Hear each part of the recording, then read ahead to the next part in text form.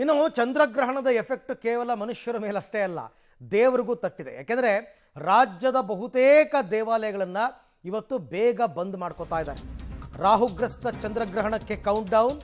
ನಭೋಮಂಡಲದಲ್ಲಿ ಇವತ್ತು ಖಗೋಳ ಕೌತುಕ ನಡೆಯುತ್ತೆ. ಇವತ್ತು ರಾತ್ರಿ ಸಂಭವಿಸಲಿದೆ ಚಂದ್ರಗ್ರಹಣ. ದೇವರಿಗೂ ತಟ್ಟಿದೆ ಇವತ್ತು ಚಂದ್ರಗ್ರಹಣದ ಎಫೆಕ್ಟ್. ಈ ಗ್ರಹಣದ ಎಫೆಕ್ಟ್ನಿಂದಾಗಿ ದೇವಸ್ಥಾನಗಳು ಬಂದ್ ಆಗ್ತಾ ಇವೆ. ಬೇಗ ಬೇಗ ಕೆಲವರು ಬಂದ್ ಮಾಡ್ಕೋತಾರೆ. ಕೆಲವು ದೇವಸ್ಥಾನಗಳು ಈಗಾಗಲೇ ಬಂದಾಗಿದೆ. ಯಾಕೆಂದರೆ ಗ್ರಹಣ ಇರ್ತಕ್ಕಂಥದ್ದು ರಾತ್ರಿ ಆದರೂ ಕೂಡ ಸೂತಕದ ಸಮಯ ಅಂತ ಇರುತ್ತೆ. ಅದು ಇವತ್ತು ಮಧ್ಯಾಹ್ನನೇ ಆರಂಭ ಆಗೋಗಿದೆ, ಸೂತಕದ ಸಮಯ.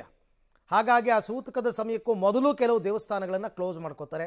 ಇನ್ನು ಕೆಲವೆಲ್ಲ ಮಧ್ಯಾಹ್ನ, ಸಾಯಂಕಾಲ ಈ ಥರನೂ ಕೂಡ ಕ್ಲೋಸ್ ಮಾಡ್ಕೋತಾರೆ. ನಿಗದಿತವಾಗಿ ಇಷ್ಟೇ ಗಂಟೆ ಕ್ಲೋಸ್ ಮಾಡಬೇಕು ಅಂತ ಏನಿಲ್ಲ.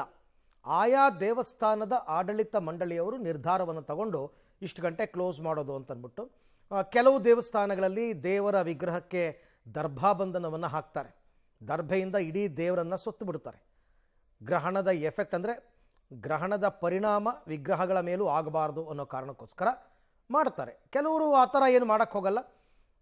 ಒಟ್ಟಾರೆ ಇದನ್ನು ಸೂತಕ ಅಂತ ಪರಿಗಣಿಸಿ ನಾಳೆ ದೇವಸ್ಥಾನ ಶುದ್ಧಿ ಕಾರ್ಯ ನಡೆಯುತ್ತೆ. ಶುದ್ಧೀಕರಣ ಎಲ್ಲ ಆದ ಮೇಲೆ ಭಕ್ತಾದಿಗಳಿಗೆ ದರ್ಶನಕ್ಕೆ ಅನುಕೂಲವನ್ನು ಮಾಡಿಕೊಡ್ತಾರೆ. ಈಗ ಒಂದೊಂದೇ ದೇವಸ್ಥಾನಗಳ ಬಗ್ಗೆ ನಿಮಗೆ ನಾನು ಮಾಹಿತಿಯನ್ನು ಕೊಡ್ತಾ ಹೋಗ್ತೀನಿ. ಬೆಂಗಳೂರಿನ ಸುಪ್ರಸಿದ್ಧ ಗವಿ ಗಂಗಾಧರೇಶ್ವರ ದೇವಸ್ಥಾನಕ್ಕೆ ಹೋಗೋಣ. ಇಲ್ಲಿಗಾಗಲೇ ದೇವಸ್ಥಾನ ಬಂದಾಗಿದೆ. ಪೂಜೆಯ ಬಳಿಕ ದರ್ಬೆ ಹಾಕಿ ದೇಗುಲಕ್ಕೆ ಬೀಗವನ್ನು ಹಾಕಲಾಗುತ್ತೆ. ಗ್ರಹಣದ ನಂತರ ದೇವಸ್ಥಾನದಲ್ಲಿ ಶುದ್ಧಿ ಕಾರ್ಯ ನಡೆಯುತ್ತೆ. ನಾಳೆ ಬೆಳಗ್ಗೆ 7 ಗಂಟೆಗೆ ಮೊದಲ ಪೂಜೆ, ಶುದ್ಧೀಕರಣದ ನಂತರ ಅಭಿಷೇಕ, ಆ ನಂತರ ದರ್ಶನಕ್ಕೆ ವ್ಯವಸ್ಥೆಯನ್ನು ಮಾಡಿಕೊಡ್ತಾರೆ. ಬೆಂಗಳೂರಿನ ಗವಿಪುರಂನಲ್ಲಿರುವ ಗವಿ ಗಂಗಾಧರೇಶ್ವರ ದೇಗುಲ.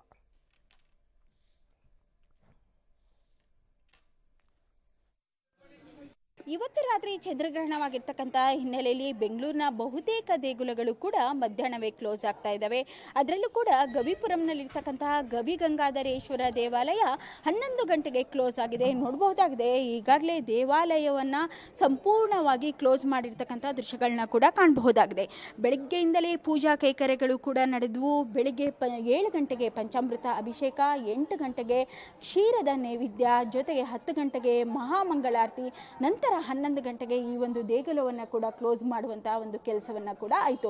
ಪ್ರಮುಖವಾಗಿ ಇಲ್ಲಿ ಶಿವನಿಗೆ ಇಲ್ಲಿ ಹೂವಿನ ಅಲಂಕಾರವನ್ನು ಮಾಡಿಬಿಟ್ಟು ದರ್ಬೆಯನ್ನು ಹಾಕಿಬಿಟ್ಟು ದಿಗ್ಬಂಧನವನ್ನು ಹಾಕುವಂಥ ಒಂದು ಕೆಲಸವನ್ನು ಕೂಡ ಮಾಡಲಾಗಿದೆ.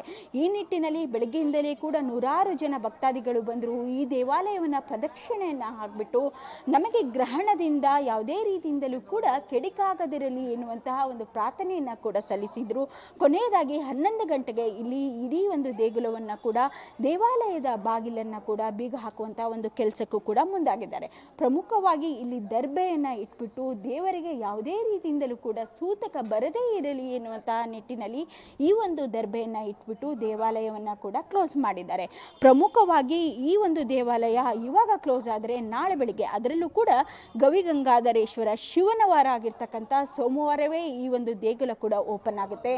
ಸೋಮವಾರ ಬೆಳಿಗ್ಗೆ 8 ಗಂಟೆಗೆ ಭಕ್ತಾದಿಗಳಿಗೆ ಈ ಒಂದು ದೇವಾಲಯ ಕೂಡ ಅನುವನ್ನು ಮಾಡಿಕೊಡುತ್ತೆ. ಅದಕ್ಕಿಂತ ಮೊದಲೇ ದೇವಾಲಯಕ್ಕೆ ಶುದ್ಧೀಕರಣ ಕಾರ್ಯ ಇರ್ಬೋದು, ಜೊತೆಗೆ ಗ್ರಹಣ ಶಾಂತಿಗಾಗಿ ಮಹಾರುದ್ರಯಾಗ ಇರ್ಬೋದು, ಜೊತೆಗೆ ಬರುವಂತಹ ಭಕ್ತಾದಿಗಳಿಗಾಗಿ ಗ್ರಹಣ ಶಾಂತಿಗಾಗಿ ಪ್ರಸಾದವನ್ನು ನೀಡುವಂತಹ ಒಂದು ವ್ಯವಸ್ಥೆಯನ್ನು ಕೂಡ ಮಾಡಲಾಗಿದೆ.